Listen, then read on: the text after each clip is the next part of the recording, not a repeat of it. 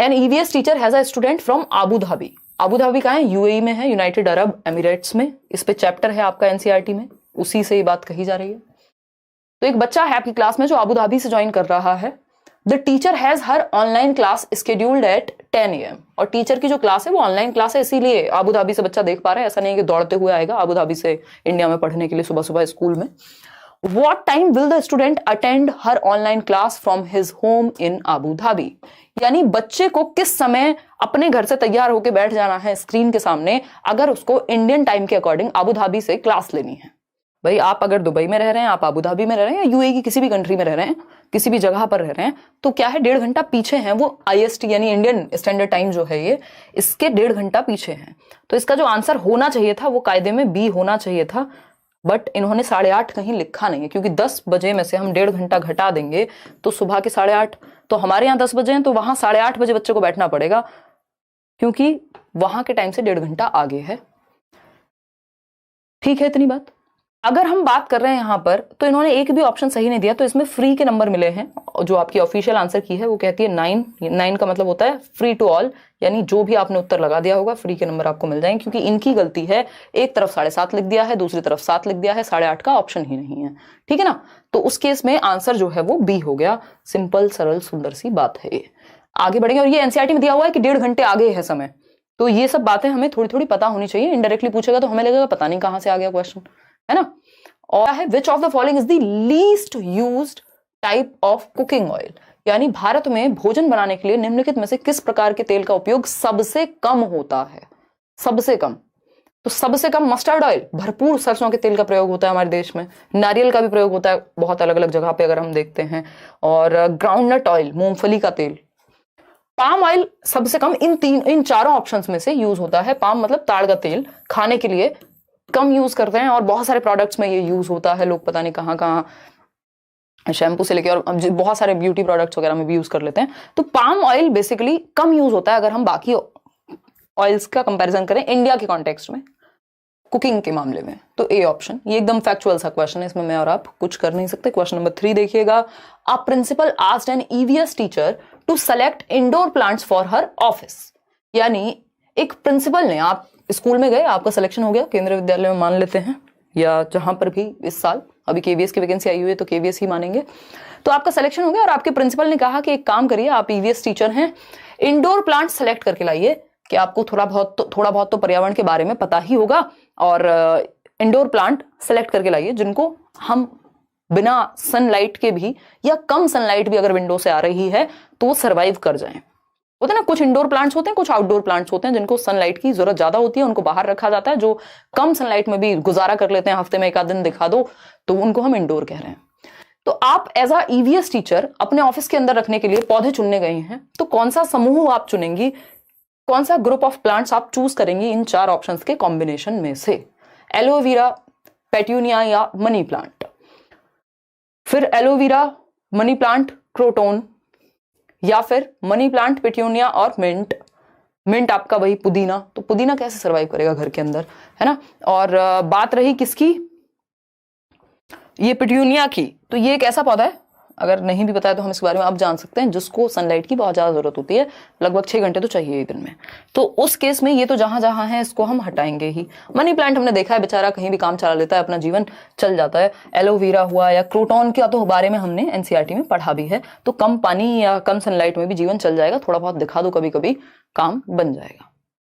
ठीक है, कोई दिक्कत परेशानी इस बात को समझने में अगर हो रही है? Aloe vera, money plant, croton.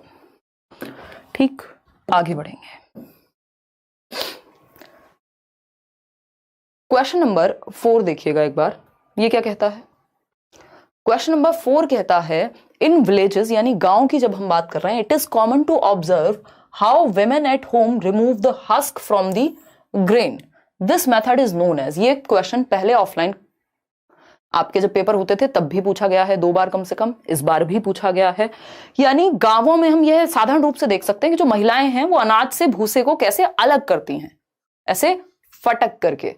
ठीक है ना, अगर किसी ने देखा है, कोई गांव के दर्शन किसी ने किए हैं, जो कि करने ही चाहिए अगर आप भारत में रहते हैं तो आपको ये बात थोड़ी बहुत आइडिया लग रही होगी कि इसको विनोइंग कहते हैं। ये सिंपल आंसर है इसका, निष्पादन या फटकना कहते हैं। झाड़ के ऐसे अलग करते हैं जब आप किससे, जो अनाज है और उसको भूस, इस पे ज्यादा जोर देंगे। क्वेश्चन नंबर 5 देखिएगा एक बार। The relationship between organisms where one organism benefits from the association while the other is harmed। Line ध्यान से पढ़िएगा क्योंकि ये क्वेश्चन कई बार घुमा करके पूछा गया है सीटेट में, इसके आसपास वाला क्वेश्चन, एग्जैक्ट ये नहीं है वो क्वेश्चन। तो जीवों में संबंध, जबकि एक जीव को साहचर्य से लाभ होता है और दूसरे को हानि होती है, यानी दो ऑर्गेनिज्म है एक दूसरे के साथ रह रहे हैं, बट एक को लाभ है और एक को हानि है, तो एक के लिए ये चीज पॉजिटिव हो गई, एक के लिए नेगेटिव हो गई, यानी एक तो होस्ट है और एक है जो उस पर फीड कर रहा होगा। ऐसा एक क्वेश्चन आता है सिम्बायोटिक रिलेशनशिप का बगुला और भैंस के ऊपर, है ना, कि वो बगुला क्या है, उन दोनों का सिम्बायोटिक रिलेशनशिप है, दोनों के लिए अच्छा है। बगुला जो है, जो भी पैरासाइट्स वगैरह होते हैं उनको खा जाता है भैंस के ऊपर से, स्किन में से, और उसका भी पेट भर जाएगा और भैंस को भी आराम मिल जाएगा, या जो भी बफेलो है या जो भी एक इस तरह का एनिमल है, तो वो सिम्बायोटिक मतलब अच्छे हैं। तो ये सिम्बायोटिक आंख बंद करके नहीं लगा देना यहां, ये है क्योंकि यहां बात हो रही है एक ऑर्गेनिज्म को तो बेनिफिट मिल रहा है और दूसरे को हार्म हो रहा है। जैसे हमें अगर मच्छर काटे तो मच्छर के लिए तो बेनिफिट है भैया, खून पी के मोटा हो जाएगा, एकदम ताजा ताजा मच्छर आपने देखा होगा कभी, और गलती से अगर आप उसको मार दें तो वो दिखाता है कि आपका B positive group, blood group उसके अंदर भरा हुआ है ना। तो ये वो वाला रिलेशनशिप है, इसको पैरासाइटिसिज्म कहेंगे, पैरासाइटिसिज्म कहेंगे, यानी परजीविता है ये, कि सामने वाले को हार्म हो रहा है लेकिन आपके मजे आ रहे हैं। ऐसे लोग भी होते हैं, इंसान भी होते हैं पैरासाइट्स जैसे, है ना, वो दूसरों का खून पी के खुश होते हैं, उनका जीवन दूसरों के खून से चलता है। तो म्यूचुअलिज्म, इसमें दोनों एक दूसरे का बेनिफिट कर रहे हैं या दोनों एक दूसरे के लिए जीवित रख पा रहे हैं एक दूसरे को। कंपटीशन तो फिर आपको पता ही है। पैरासाइटिसिज्म यानी परजीविता, डी ऑप्शन अगर आप यहां देखेंगे तो ये हम देख पा रहे हैं मच्छर है। ये पैरासाइटिसिज्म यानी परजीविता का जो रिश्ता है, यानी parasitism is the relationship between two organisms, यानी दो जीवों के बीच का रिश्ता, वेर इन वन ऑर्गेनिज्म, जो एक जीव है जहां पर वो क्या है, पैरासाइट है, खून चूसने वाला है, thrives at the cost of the other the host. Host क्या है, यहां मान लीजिए ह्यूमन हैंड है, तो ह्यूमन क्या बन गया इस मच्छर के लिए, होस्ट हो गया, कि भैया आओ, होस्ट नहीं होते, घर में बुला रहे हो आप किसी को खाने पर, आप होस्ट कर रहे हो उस टाइम पे, तो आपने अपने घर में बुलाया कि लो बेटा खून पियो, है ना, वेम्पायर के जैसे, और मच्छर क्या है, यहां पैरासाइट बन गया। तो ये पैरासाइटिसिज्म है, परजीवी है। ऐसे बहुत सारी चीजें हो सकती हैं अलग अलग, है ना, ये सिर्फ एक उदाहरण है ह्यूमन वाला, करेंगे इंग्लिश पेडागोजी भी, डोंट वरी यार। चलिए आगे बढ़ते हैं, डोंट वरी। आगे एक और चीज है सिम्बायोटिक रिलेशनशिप की, तो ये पैरासाइटिसिज्म म्यूचुअल हो गया, दोनों का फायदा हो रहा हो।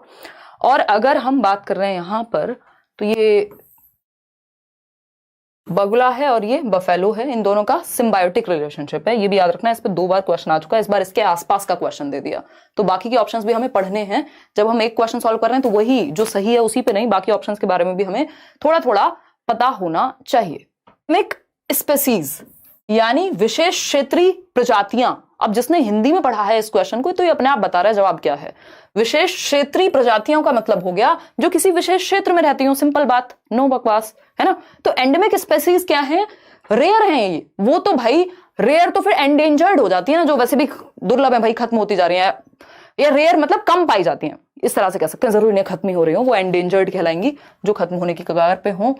इंपोर्टेड स्पेसीज कहीं और से आयात करके ले आए, अभी वो टाइगर वाइगर आए थे ना कहीं से, और species found in particular area, ये बात एकदम सही है, वो प्रजातियां जो किसी एक पर्टिकुलर एरिया में पाई जाती हैं, जैसे कंगारू एक टाइम पे ऑस्ट्रेलिया में ही मिलते थे, या अभी भी ऐसा ही होगा, तो हम ये कह सकते हैं कि ये एक पर्टिकुलर क्षेत्र में पाई जाती है। जैसे एक चीज है नील गाय, है ना, वो कहां पाई जाएगी, कुछ क्षेत्रों में पाई जाएगी, यूपी के या कहीं स्पेसिफिक रीजन्स में।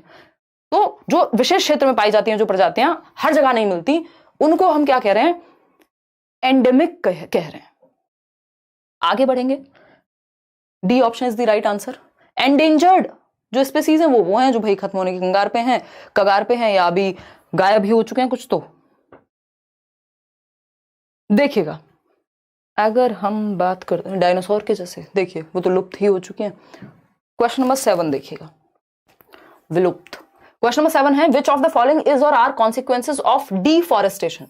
इस तरह का क्वेश्चन भी पहले पूछा जा चुका है, यानी वनोन्मूलन या वनों को काटने से नुकसान क्या क्या है, या कॉन्सिक्वेंस क्या होंगे, प्रभाव क्या पड़ेगा यदि आप जंगलों को काटते रहेंगे, फॉरेस्ट को काटते रहेंगे, तो बताइएगा। कुक विद जन्नत, उनको मेल कीजिए, मेल दिया हुआ है सीटेट वालों ने, अगर ऐसा हुआ है इमेज डिस्क्रिपेंसी या कुछ इस तरह का इशू है, उनको ईमेल कीजिए। ईमेल मैंने बताया था जब सीटेट का नोटिफिकेशन आया था उस टाइम पे, या ऑफिस विजिट कीजिए, बिल्कुल जाइए अगर इस तरह कोई इशू है आपके फोटो का या कुछ भी, है ना। कोई कह रहा है बिहार में बहुत है देखिएगा, केवीएस पीआरटी लगभग बाइलिंगुअल मिलेगा, बट इसका मतलब ये नहीं है कि एक एक शब्द, एक सेम शब्द को 4-4 बार हिंदी और इंग्लिश दोनों में बताया जाएगा। मतलब बाइलिंगुअल मतलब वो भाषा जो जनरली हम समझ पा रहे हैं, हिंदी और इंग्लिश मिक्स करके। देखिएगा, अगर हम बात करें, ये कहां से आवाजें आ रही हैं भाई, पटाखे फूट रहे हैं बोर्ड से, ये शाम से चला हुआ है ना क्लास की वजह से। निम्नलिखित में से कौन सा वनोन्मूलन के परिणाम है, यानी अगर हम फॉरेस्ट कट करते रहेंगे, पेड़ों को काटते रहेंगे, तो उसका कॉन्सिक्वेंस क्या होगा। पहला ऑप्शन है इंक्रीज ऑफ एटमॉस्फेरिक टेम्परेचर, यानी वायुमंडलीय तापमान में वृद्धि। आप देख लीजिए, अगर आप गांव जाते हैं तो आपको कई डिग्री टेम्परेचर कई बार कम मिल जाता है। जहां आसपास पेड़ होते हैं जिन इलाकों में, वहां पर क्या है, टेम्परेचर हल्का सा कम होगा बाहर के रोड से, ये बात हम जानते हैं। तो बिल्कुल सही बात है, अगर पेड़ नहीं है तो क्या होगा, टेम्परेचर इंक्रीज होगा। Increase in level of CO2, हमें पता है भाई पेड़ जो है वो ऑक्सीजन छोड़ते हैं एनवायरमेंट में और कार्बन डाइऑक्साइड का सेवन करते हैं और हमारे लिए ऑक्सीजन देते हैं। तो जब अगर पेड़ नहीं है तो CO2 का लेवल बढ़ता जाएगा, ये बात भी सही है। Increase of ground water level, भाई पेड़ के कटने से ग्राउंड वाटर कैसे बढ़ जाएगा, ये तो सेंसलेस बात हो गई, है ना। ग्राउंड वाटर तो कम होगा, तो ये भी गड़बड़ है। Increases chances of natural calamities such as flood and drought, यानी प्राकृतिक आपदाओं की जो चांसेस हैं वो बढ़ जाएंगे, बाढ़ और सूखा आएगा। भाई नेचर है, नेचर में पेड़ भी उतना ही हिस्सा है जितना आप, बल्कि आपसे ज्यादा जरूरी। तो A, B और D ये सही है, ये कॉन्सिक्वेंस सच में होंगे। C जो है वो कॉन्सिक्वेंस नहीं है, ग्राउंड वाटर बढ़ नहीं सकता, कम होगा। तो A, B, D हम देख रहे हैं, A, B, D, A, B, D Villiers नहीं है, ये simple A, B, D option है, ठीक। तो C option is the right answer. Clear है ये बात, आप तो पोल 3 दिन पहले हटा देते हो भाई साहब, हैं। चलिए आगे बढ़ते हैं, क्वेश्चन नंबर 8 देखिएगा। और फिर भी टाइप करने में 4 साल लगा देते हो, क्या करते रहते हो लैपटॉप में, है, बता दीजिए। नहीं बताएंगे, शौर्य सिंह के एग्जाम्स खत्म हो गए। मैम एप्लीकेशन में लास्ट में डिवाइस टोकन मांग रहा है, वो क्या होता है, एक बार कॉल करके पता कर लो, नहीं तो मैं बोल दूंगी सोनल मुझे मेल छोड़ देना। ऐसा कुछ होगा कि मतलब आपने कहीं दूसरे डिवाइस से तो लॉगिन नहीं कर लिया है, तो उसमें फिर दिक्कत आ जाती है।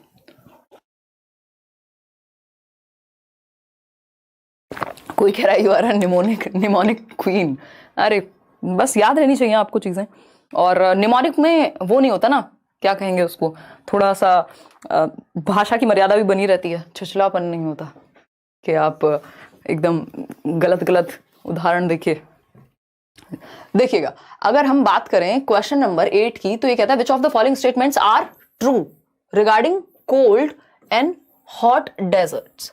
अगर हम बात करें तो कौन सी बातें या कौन से कथन सही होंगे ठंडे और गर्म रेगिस्तान को समझने के लिए। तो अब एनसीईआरटी में ठंडे और गर्म रेगिस्तान की बात हुई है कि राजस्थान क्या है, गर्म है।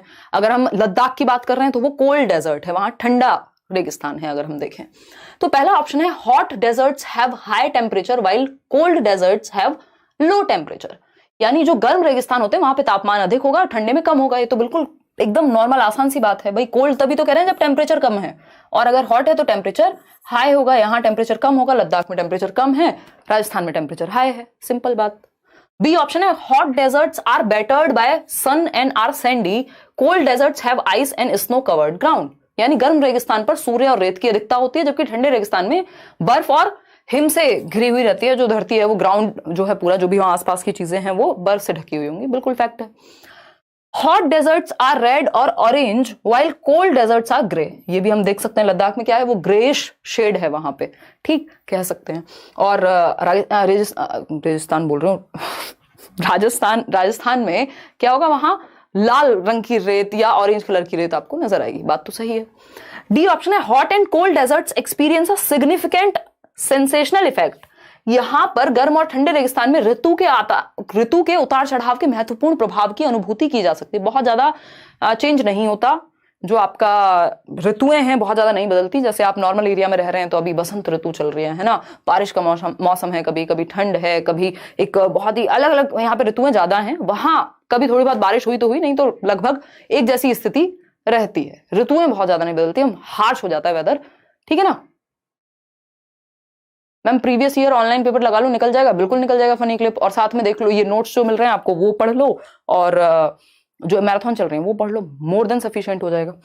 तो आंसर क्या है यहाँ? डी गलत है। बहुत ज्यादा ऋतुएं नहीं देखने को मिलती, वेरिएशन नहीं है। A B C, B option is the right answer. कितने लोग सही दे रहे हैं? 42% लोग। ठीक है, आगे बढ़ेंगे नेक्स्ट क्वेश्चन पे। सरकार अब सो गए, आप कुछ और करने में लग गए हैं? तुम इधर मुंह करके बैठा करो ताकि दिखे तुम कर क्या रहे हो, है ना। सो जाते हो, स्लो साबुन हो गए हो। क्वेश्चन नंबर 9 देखिएगा। क्वेश्चन नंबर 9, ध्यान वहीं रखो ना जो काम कर रहे हो। National parks are important for preservation of wildlife. Which national park is the oldest in India? बहुत ही अच्छा क्वेश्चन है। वन्य जीवन के संरक्षण के लिए राष्ट्रीय उपवन या पार्क बनाए गए कि वहां पे जो भी फ्लोरा एंड फौना है वो भाई ठीक से रहे। और अगर हम देख रहे हैं यहाँ पे नेशनल पार्क्स इंपॉर्टेंट है प्रिजर्वेशन ऑफ वाइल्ड लाइफ के लिए, स्पेशली वाइल्ड लाइफ। अगर यहाँ पे फ्लोरा को साइड भी कर दें तो हम कह रहे हैं कि वाइल्ड लाइफ के कंजर्वेशन के लिए कि इनको ना तो शिकार किया जाएगा इस एरिया में, ना इस तरह की चीजें होंगी। तो कौन सा नेशनल पार्क जो है वो ओल्डेस्ट है इंडिया में, ये पूछा है हमसे। अब इसमें जवाब जो है वो अलग अलग तरह के हैं, और लाइक शेयर करना आप लोग भूल जाते हैं, बट वो कर दीजिए अगर आपको सेशन पसंद आ रहा है तो। देखिए काजीरंगा सबसे पुराना है, लेकिन ये फॉरेस्ट रिजर्व की तरह इसको लिया गया था 1905 में, नेशनल पार्क नहीं बनाया गया था। नेशनल पार्क 1974 में बनाए, तो इसलिए काजीरंगा इसका सही उत्तर नहीं हो सकता। Jim Corbett national park is the right answer, 1936। ये है कहां? उत्तराखंड। ठीक है जी। गए हैं आप कभी शौर्य सिंह? नहीं, चलेंगे अभी सीटेट देके घूमेंगे, ठीक है। मतलब देखे क्या, देंगे तो ये लोग, बट मतलब खत्म हो जाएगा सीटेट तब। बट कहां से यार, केवीएस भी आ चुका है अब तो। इमाम क्या कह रहे हैं? इमाम कह रहे हैं good evening ma'am, practice set submit के बाद ऑल सेक्शंस का आंसर सेव नहीं होता है, ऐसा कैसे हो जाएगा इमाम? है किसकी बात कर रहे हो, कौन सी जगह पे कर रहे हो ये काम? ठीक है, तो आंसर क्या हुआ इसका? Jim Corbett national park. तो आपके सिस्टम में कुछ गड़बड़ है अगर ऐसा है तो, है ना, क्योंकि अगर आपने सबमिट किया है प्रॉपर हर एक सेक्शन तो दिक्कत नहीं होनी चाहिए। क्वेश्चन नंबर 10 देखिएगा, बड़ा क्वेश्चन है थोड़ा सा। Correct sequence of seed germination. अब देखो ये नॉर्मल टॉपिक को थोड़ा सा मुश्किल बना के पूछ लिया कि जो बीज हैं उनके अंकुरण के सही क्रम को पहचानना है, यानी बीज बोए जाते हैं वो कैसे वर्क करते हैं, क्या स्टेप्स रहते हैं, उसको आपको सही क्रम में पहचानना है। बताइएगा फटाफट से। इतने में आप लोगों के आज कमेंट्स पढ़ूंगी भरपूर, क्योंकि कई दिनों से मैराथन चल रही है, ज्यादा कमेंट्स में पढ़ नहीं पाती हूँ। हेलो मैम, नमस्ते। राहुल सैदपुर, बहुत बड़े राहुल, आप ऑफलाइन क्लास में आए थे, याद है मुझे। मेरा नाम भी लिया करो आप, रीटा चौहान कह रहे हैं, बहुत बढ़िया जी। चलिए देखिए 40% लोग क्या कह रहे हैं? B option. देखते हैं, अभी समझते हैं। अगर हम बात करते हैं पहले ऑप्शन की तो ये कहता है आफ्टर द लीव्स अपीयर, यानी after the leaves appear then the young plants can make their own food. ये सबसे पहले पत्तियां ही आ गई, सीधा बीज बोया नहीं है, पत्तियां आ गई हैं। देख रहे हैं कितना तेजी से चल रहे हैं। तो ए ऑप्शन तो फर्स्ट नहीं हो सकता, जहां पे भी ए ऑप्शन फर्स्ट है उसको हटा सकते हैं हम। तो ये ए और बी ऑप्शन हट गए यहां से, बाकी के 2 बचे। ऐसे एलिमिनेट करेंगे भाई। Seed absorbs water through a hole, this softens the seed coat and it ruptures. मतलब बीज एक छेद से पानी को सोखता है और यह बीजावरण को नरम कर देता है और यह फूट जाता है। चलो ठीक है। सी ऑप्शन है a soft shoot emerges from the seed and grows upward, यानी अंकुरण हो गया और अब वो बाहर निकलना शुरू हो जाएगा बीज। तो इससे पहले बीज तो लाओ कहीं। During this stage the baby plant lives on the food stored in the seed. A small root emerges from the seed which grows downwards. क्या कहना चाहेंगे, आपके क्या विचार हैं, ये पूछा है। तो सबसे पहले जहां सीड की बात हो रही है वो है आपका बी ऑप्शन। बीज एक छेद से पानी को, यानी पहले वो पानी को सोखेगा, बीज को पानी मिलेगा और वो नरम हो जाएगा और उसके बाद वो अंकुरित होकर के फूटेगा। बात तो ठीक है। तो पहला ऑप्शन बी ही होना चाहिए। ई तो नहीं हो सकता ना कि पहले स्मॉल रूट, बीज से एक छोटी जड़ निकलती है नीचे की ओर बढ़ती है, तो ये तो आगे की प्रोसेस हो गई। ये सेकंड स्टेप होना चाहिए। फिर डी आएगा आपका during this stage the baby plant. अब बेबी प्लांट बाहर आएगा और फिर जाकर के आपका ये सॉफ्ट शूट, फाइनली बीज जो है वो प्लांट हो गए। तो C option is the right answer. अगर आप कॉमन सेंस से भी देखेंगे तो ई पहले नहीं आ सकता, पहले तो नॉर्मल एक जो सीड है वो ऑब्जॉर्ब करके वाटर को और तब उसको लगाया जा रहा है ताकि